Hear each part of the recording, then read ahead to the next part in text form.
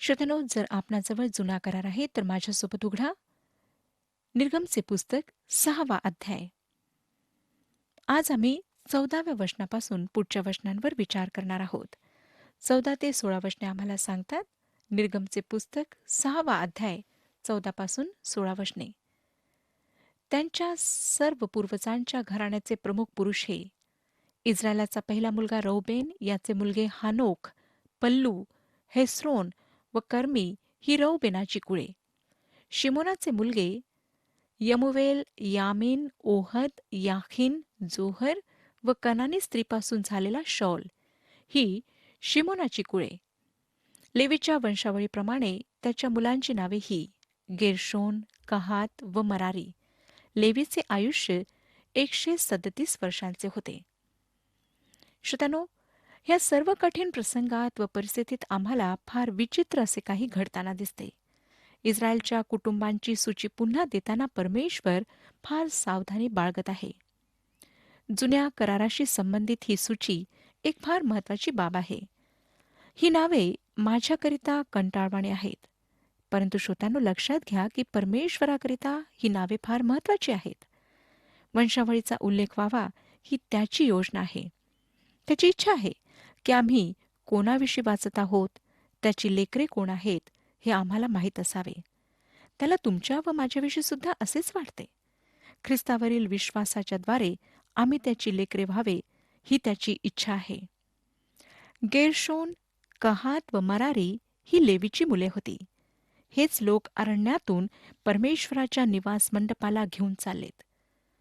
कोहीन हे नाव कोहात ह्या नावापासून निघाले आहे, परंतु अधिकतर यहुदी आज आपणाला ते कोणत्या कुळाचे आहेत हे सांगू शकत नाहीत. 18 पासून 20 वचने पहा. कहाताचे मुलगे अमराम, इसार, हेब्रोन व उजिएल. कहाताचे आयुष्य 133 वर्षांचे होते. मरारीचे मुलगे महली व मुशी. लेवीची कुळे त्यांच्या वंशावळीप्रमाणे ही. आमरामाने आपली आत्या योखबेद ही बायको केली. तिच्यापासून त्याला अहरोन व मोशे झाले. आमरामाचे आयुष्य 137 वर्षांचे होते. अहरोन व मोशे ह्यांच्या आईवडिलांची नावे आमराम व योकेबेद ही देण्यात आलेली आहेत.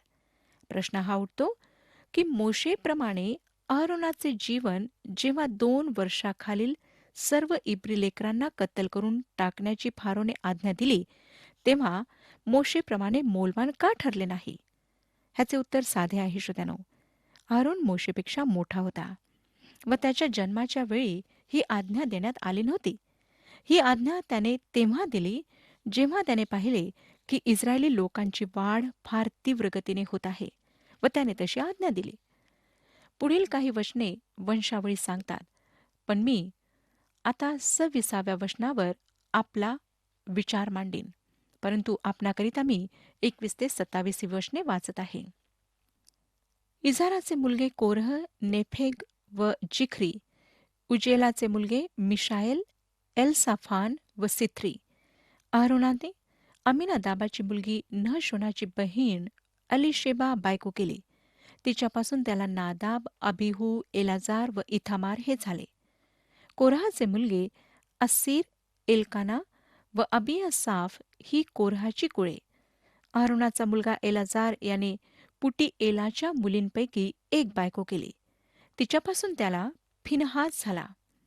त्यांच्या त्यांच्या घराण्याप्रमाणे लेव्यांच्या पूर्वजांचे प्रमुख पुरुष हेच. इस्रायल लोकांच्या सेना करून त्यांना मिसर देशातून बाहेर घेऊन जा असे परमेश्वराने ज्यांना सांगितले, तेच हे अहरोन व मोशे. इस्रायल लोकांस मिस्रातून बाहेर काढण्याविषयी मिस्राचा राजा फारो याच्यापाशी जे बोलले, तेच हे मोशे व अहरोन.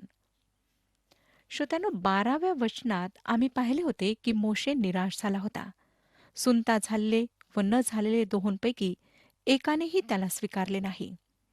अशा वेळी परमेश्वर मधात येऊन मोशे कोण आहे ह्याची पार्श्वभूमी सांगतो. इस्रायली लोकांची सुटका करण्यापूर्वी जे दावे त्याने केलेत त्या स्तरापर्यंत त्याला राहायचे होते. आज काही लोक आहेत जे म्हणतात ख्रिस्ताच्या कुमारीपासून जन्मावर विश्वास ठेवणे जरुरी नाही. मी म्हणते की त्यावर विश्वास ठेवणे अत्याधिक आवश्यक आहे आणि जरुरी आहे. येशू ख्रिस्ताच्या अधिकाराचा तो एक भाग आहे. तारणाकरिता त्याच्या कुमारीपासूनच्या जन्मावर विश्वास ठेवणे आवश्यक नाही. त्याकरिता त्याच्या मृत्यूवर व पुनरुत्थानावर विश्वास ठेवायचा आहे. परंतु जेव्हा तुमचे आणि माझे तारण होते, तेव्हा तुम्ही आणि मी त्याला जाणून घेतो आणि आम्हाला कळते की तो कुमारीपासून जन्मला. जर तो कुमारीपासून जन्मला नाही, तर त्याच्यावर विश्वास ठेवण्यात आम्ही चूक करू, कारण त्याने जे दावे केले त्याप्रमाणे तो होऊ शकत नाही. ज्याचे खरोखर तारण झाले आहे, तो कुमारी मरेपासून प्रभू येशूच्या जन्माला नाकारू शकत नाही. मोशे व अहरोन ह्यांनी जे दावे केलेत त्याप्रमाणे त्यांनी असणे सुद्धा फार आवश्यक होते. मिसर सोडून मोशेला 40 वर्षे झाली होती. त्या दरम्यान त्याने मिद्यानमधील याजकाच्या मुलीशी विवाह केला होता. आता तो मिसरमध्ये वापस आला आहे. तो कोण आहे? ही वंशावळी तो कोण आहे ते आम्हाला सांगते. तो लेवीच्या कुळातला असून त्याचे आई वडील अमराम व योखेबद हे होते. ह्या वंशावळीद्वारे मोशेला ज्या कार्यासाठी मिसरला पाठविण्यात आले होते ते पूर्ण करण्याकरिता अधिकार देण्यात आला आहे. ह्या अधिकाराच्या आधारावर परमेश्वर मोशे व अहरोनाला दिलेल्या पाचारणाचे नवीनीकरण करीत आहे. 28 ते 30 वचने पहा. मग मिसर देशात परमेश्वर मोशेबरोबर बोलला त्या दिवशी परमेश्वर मोशेला म्हणाला, मी परमेश्वर आहे. मी तुला सांगतो ते सर्व मिस्राचा राजा फारो याला सांग. तेव्हा मोशे परमेश्वरासमोर म्हणाला, पहा मी बेसुनत ओठांचा आहे, तर फारो माझे कसे ऐकणार? मोशे पुन्हा आपली अडचण ह्या ठिकाणी सांगत आहे. जे कार्य त्याला करायचे आहे ते काही आनंददायक कार्य नाही. आतापर्यंत त्याला नाकारण्यात आले होते. लेवीच्या कुळातला असल्यामुळे त्याचा जो अधिकार आहे तो दाखविल्यानंतर सुद्धा त्याला नाकारण्यात आले. आता लेवी याकोबाचा पुत्र होता. याकोब इझाकाचा आणि इझाक अब्रामाचा. परमेश्वराने इस्रायलांविषयी अब्रामाला वचन दिले होते, मी जरी त्या कुळातला आहे तरी मी जाऊ शकत नाही. मोशेजवळ पर्याप्त विश्वास नव्हता. आता आपण 7व्या अध्यायाकडे वळणार आहोत. परमेश्वर व मिस्रच्या देवतांमध्ये युद्ध अद्यापि सुरू झाले नव्हते, परंतु आता आम्ही त्याकडे येत आहोत. परमेश्वर इस्रायलांना, मोशेला, अहरोनाला व वृद्ध फारोला त्याकरिता तयार करीत आहे. मोशे फारोसमोर उभा राहील, पण बोलण्याचे काम मात्र अहरोन करणार आहे. मोशे तोतडा किंवा काही दुसरी समस्या असलेला नव्हता, परंतु त्याची समस्या मानसिक होती. 40 वर्षे अरण्यात राहिल्यानंतर तो स्वतःला त्या कार्याकरिता अयोग्य समजत होता. तो भयाने भरलेला होता आणि परमेश्वर हे स्पष्ट करू इच्छित होता की मोशे नव्हे तर तो इस्रायलांना सोडविणार आहे. आज सुद्धा श्रोत्यानो, अनेक संस्था आणि अनेक व्यक्ती परमेश्वराच्या कार्याचे श्रेय स्वतःकडे घेतात. ते परमेश्वराला ते श्रेय देत नाहीत. त्यामुळे परमेश्वराला कार्य करणे कठीण जाते. जेव्हा आम्ही श्रेय घेण्याकरिता मधात येतो ना, तेव्हा परमेश्वराचा सामर्थ्य हात प्रगट होत नाही. परमेश्वराला मानवी उपाय मार्गातून दूर करावे लागतात, कारण तो देहाला उपयोगात आणत नाही. परमेश्वर प्रेषित पौलाद्वारे रोमकरासपत्र 7वा अध्याय आणि 18व्या वचनामध्ये म्हणतो. रोमकरासपत्र 7वा अध्याय आणि 18वे वचन. कारण मला ठाऊक आहे की माझ्या ठाई म्हणजे माझ्या देह स्वभावात काही चांगले बसत नाही. कारण इच्छा करणे हे मला साधते, पण चांगले ते कृतीत आणणे मला साधत नाही. काही लोकांना ह्यावर विश्वास ठेवणे कठीण जाते की मानवात काहीच चांगले वास करीत नाही, कारण ते त्यावरच निर्भर असतात, विशेष करून आणीबाणीच्या प्रसंगी. परंतु परमेश्वराला आमचा देह नको, तो त्याला उपयोगात आणू शकत नाही. तो उपयोगात आणणारही नाही. परमेश्वराने त्याला दूर केले आणि अहरोन आता मोशेच्या वतीने बोलणार आहे. पहिलं वचन पाहूया. 7वा अध्याय पहिलं वचन. त्या समयी परमेश्वराने मोशेला म्हटले, पहा तुला मी फारोचा देव करीतो आणि तुझा भाऊ अहरोन हा तुझा संदेष्टा होईल. ही संदेष्ट्याची फार सुंदर अशी एक व्याख्या आहे. मोशे फारो करिता ईश्वर व अहरोन त्याच्याकरिता बोलणारा ठरणार होता. अहरोन एका अर्थाने संदेष्टा बनणार होता. श्रोत्यानो, संदेष्टा तो असतो जो देवाच्या वतीने बोलतो, ज्याच्याजवळ लोकांकरिता देवापासून आलेला संदेश असतो. याजकाच्या विरुद्ध संदेष्टा असतो. तो देवापासून येऊन लोकांकडे जातो, परंतु याजक देवासमोर लोकांचे प्रतिनिधित्व करतो. याजक देवाच्या वतीने बोलत नाही आणि संदेष्टा लोकांचे प्रतिनिधित्व करीत नाही. त्याला देवाचे प्रतिनिधित्व करायचे असते. अहरोनाला मोशेचे लोकांसमोर प्रतिनिधित्व करायचे होते व मोशेला लोकांसमोर व फारोसमोर देवाचे प्रतिनिधित्व करायचे होते. आता 2 आणि 3 वचने. जे काही मी तुला आज्ञा देऊन सांगतो ते सर्व तू बोल. तुझा भाऊ अहरोन फारोला सांगेल की तू इस्रायल लोकांस तुझ्या देशातून जाऊ दे. मी फारोचे मन कठोर करीन आणि मिसर देशात माझी चिन्हे व अद्भुते विपुल दाखवीन. फारोचे हृदय कठोर केले म्हणजे काय? काय परमेश्वराने फारोचे हृदय कठोर केले? होय, परंतु ते ह्या प्रकारे.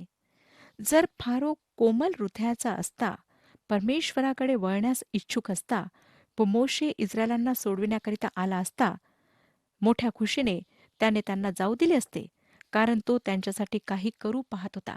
तर परमेश्वराने त्याचे हृदय कठोर करणे अयोग्य समजले असते. जर आपण असा अर्थ समजून वाचता तर ते चुकीचे आहे. कठोर करणे हा शब्द अलंकारिक आहे, ज्याचा अर्थ आहे मुरगाळणे.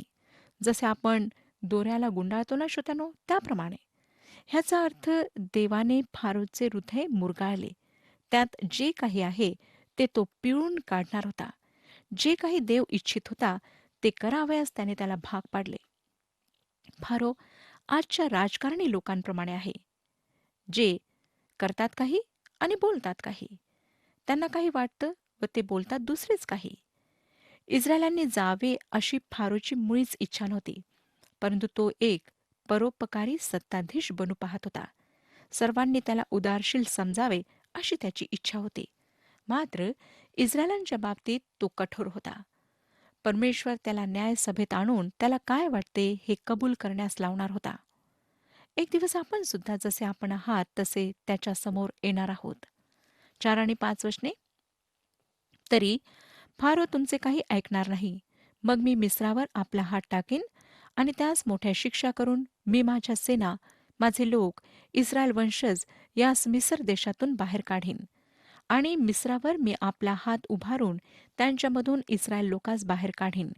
तेव्हा मिस्रास कळेल की मी परमेश्वर आहे.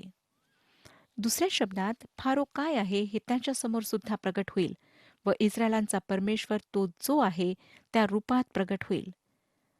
मिस्री लोकांना कळेल की तो कोण आहे. इस्रायलांकरिता हे पक्के होईल व मोशे व अहरोन हे प्रामाणिक ठरतील.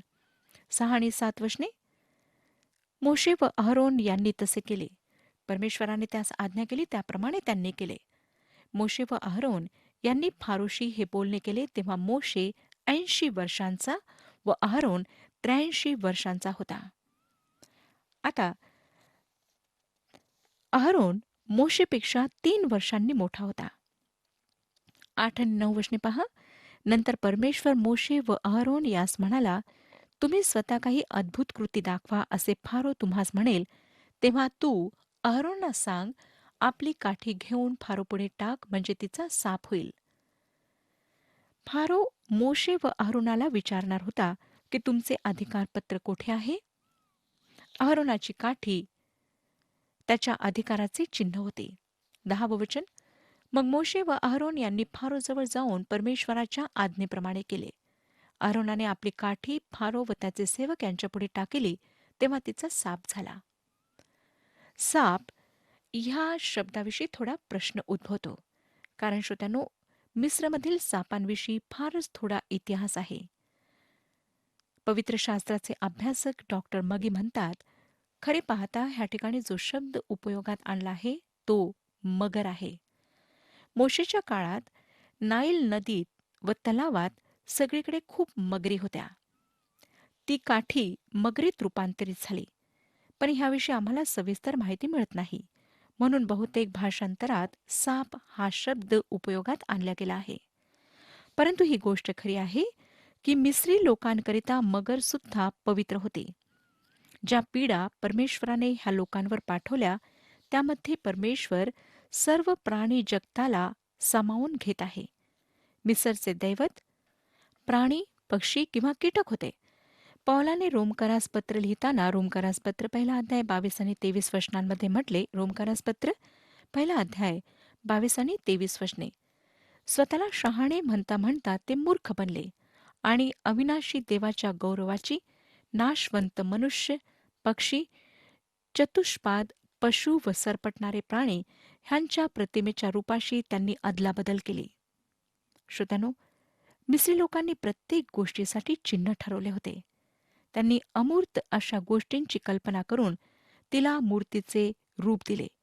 त्यांचे असे काही दैवत होते जे जीवनातील प्रत्येक स्तर व कार्याला दर्शवित. त्यांनी एक सुद्धा गोष्ट सोडली नाही. एक ईश्वरता सोडून त्यांनी अनेक ईश्वर बनवले. सर वॅलेस बज ह्यांनी मांडल्याप्रमाणे त्यांनी एक थोर किंवा महान परमेश्वरावर विश्वास ठेवला, जो स्व अस्तित्वात असलेला, स्वनिर्मित, सर्वसामर्थी व अनंत आहे. परंतु दुर्दैवाने त्यांना असे वाटले की हा परमेश्वर मानवाच्या जीवनातील लहान सहान गोष्टी व समस्या हाताळण्याकरिता अतिमहान व सामर्थ्य आहे. म्हणून त्याने ह्या जगाला आपली व्यवस्था चालविण्याची परवानगी दिली, ज्यामुळे त्याने सर्व गोष्टी लहान भटक्या ईश्वरांच्या, पिशाच्यांच्या, चांगल्या व वाईट आत्म्यांच्या हातात सोपवल्या आहेत. श्रोत्यानो, असा मिस्री लोकांचा विश्वास होता. हीच गोष्ट अथेन्स येथे जेव्हा पॉल गेला तेव्हा त्याला आढळली. अज्ञात देवाला ही अक्षरे लिहिलेली वेदी तेथे होती. प्रेषितांची कृत्ये 17वा अध्याय आणि 23वे वचन आम्हाला सांगतं. प्रेषितांची कृत्ये 17वा अध्याय आणि 23वे वचन. कारण मी फिरता फिरता तुमच्या पूज्य वस्तू पाहताना अज्ञात देवाला ही अक्षरे लिहिलेली वेदी मला आढळली. ज्यांचे तुम्ही अज्ञानाने भजन करिता ते मी तुम्हाला जाहीर करतो. जर मानव अशा अनेक देवी देवतांची पूजा करतो तर त्याला खऱ्या व जिवंत देवाची ओळख पटू शकत नाही. म्हणून परमेश्वर मिसरच्या दैवतांवर आक्रमण करतो व तो कोण आहे हे दर्शवितो. इब्री भाषेतला शब्द टानिन, ज्याला ह्या अध्यायात साप असे भाषांतरित केले आहे, तो शब्द पवित्र शास्त्रामध्ये दुसऱ्या कुठल्याही ठिकाणी साप म्हणून भाषांतरित करण्यात आलेला नाही. यशया, एहेजकेल ह्यामध्ये ह्याला ड्रॅगॉन असे म्हटलेले आहे. हा शब्द श्रोत्यानो त्याच्या अर्थाप्रमाणे सैतानी आहे. म्हणून कदाचित भाषांतरकारांनी त्याला साप असे भाषांतरित केले आहे. तरी सुद्धा हे तथ्य कायम राहते की मिस्री लोक मगरीची उपासना करीत. त्यांच्या उपासनेत व धर्मात हिचे फार महत्त्व होते. सेबाक हे दुष्टतेचे दैवत होते, ज्याचे शीर मगरीचे होते. एपेपी हा जो सूर्यमालेच्या दैवतांचा मुख्य चिरस्थायी शत्रू होता, तो मगरीच्या रूपात दर्शविण्यात आला. मिस्री लोक जादूशी संबंधित विधीसुद्धा पाळीत, जे थेबेस ह्या नगरातील आमेन राच्या मंदिरात संपन्न होत असत. त्यांचा विश्वास होता की एपपी हा स्वर्गातील खालच्या भागात राहतो व सूर्यदेवता रा ला उगवण्यापासून रोज रोखतो. तो विजा, वादळ, चक्रीवादळ, पाऊस, गारा ह्याद्वारे ढग, धुके, अंधार इत्यादी तयार करून त्यांना उत्तेजित करतो, जेणेकरून त्याचा प्रकाश पसरू नये असे करतो. मिस्री लोकांचा हा जो धार्मिक विधी होता तो एपेपीला नाश करण्याकरिता केलेला असे. मिस्रमधील ही महत्वाची उपासना असे आणि त्यावरच परमेश्वर पहिला आघात करीत आहे. अहरोनाची काठी मगरीत बदलली. 11वे वचन पहा. मग फारोने जाणते व मांत्रिक बोलाविले. मिस्राच्या त्या जादूगरांनी सुद्धा आपल्या मंत्रतंत्राच्या योगे तसाच प्रकार केला. मिस्रमधील जादूगारांनी अहरोनाच्या काठीप्रमाणे चमत्कार केला. मला वाटतं त्यांनी ह्या चमत्काराची नकल केली असे म्हटले तर बरे होईल. त्यांनी कसेही केले असो, काहीही केले असो, पण लोकांसमोर चांगले दृश्य त्यांनी प्रस्तुत केले.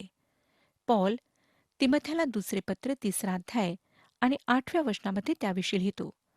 तिमथ्याला दुसरे पत्र 3रा अध्याय आणि 8वे वचन. यान्नेस व याम्ब्रेस ह्यांनी जसे मोशेला अडविले तसे हेही सत्याला अडवितात. हे लोक भ्रष्ट बुद्धी बनलेले व विश्वासासंबंधाने पसंतीस न उतरलेले असे आहेत. श्रोत्यानो, ह्या जादूगारांनी जिवंत व खऱ्या देवाचा नकार केला. पुढे 12 आणि 13 वचने आम्हाला सांगतात, त्यांनीही आपापल्या काठ्या खाली टाकीताच त्यांचे साप झाले, पण अहरोनाच्या काठीने त्यांच्या काठ्या गिळून टाकल्या. तथापि फारोचे मन कठीण झाले आणि परमेश्वराने म्हटले होते त्याप्रमाणे तो मोशे व अहरोन यांचे म्हणणे ऐकेना. हे फार मनोवेदक आहे की इजिप्तचे लोक मगरीची पूजा करीत आणि अहरोनाच्या काठीने त्यांच्या मगरींना गिळून टाकले. खरे पाहता फारो ह्यामुळे प्रभावित व्हायला हवा होता, पण तो झाला नाही. त्याने आपले हृदय कठोर केले व जे त्याने योजिले होते तसेच त्याने केले. श्रोत्यानो, आज सुद्धा फारोप्रमाणे आपले हृदय कठोर केलेले लोक आहेत, जे परमेश्वराच्या सामर्थ्यावर विश्वास ठेवत नाहीत आणि त्यामुळे ते परमेश्वरापासून दूर आहेत. परंतु आमचा परमेश्वर जिवंत आहे, सामर्थ्य आहे आणि तो आज सुद्धा आपले सामर्थ्य कार्य ह्या जगामध्ये करीत आहे. त्याने प्रभू येशू ख्रिस्ताला ह्या जगात पाठवून त्याच्याद्वारे मानवजातीसाठी त्याच्याजवळ जाण्याचा रस्ता उघडलेला आहे. मानवाला पापांपासून मुक्ती मिळावी, मानवाचा नाश होऊ नये, त्याला नरकामध्ये जी आग आहे त्यामध्ये जळावे लागू नये म्हणून त्याने आपल्या एकुलत्या एक पुत्राला ते वधस्तंभावर बलिदान केले. प्रभू येशू ख्रिस्तच जगाचा तारणार आहे आणि संपूर्ण मानवजाती त्याच्याद्वारेच परमेश्वराजवळ पोहोचू शकते. आज येशू ख्रिस्त प्रत्येकाला बोलावित आहे, आमंत्रित करीत आहे की प्रत्येकाने त्याच्याजवळ येऊन तारणाचा अनुभव प्राप्त करून घ्यावा. लक्षात घ्या श्रोत्यानो, प्रभू येशू ख्रिस्ताच्या पवित्र रक्ताच्या द्वारेच मानवाची पापे धुतल्या जाऊ शकतात. दुसरा कुठलाही उपाय नाही.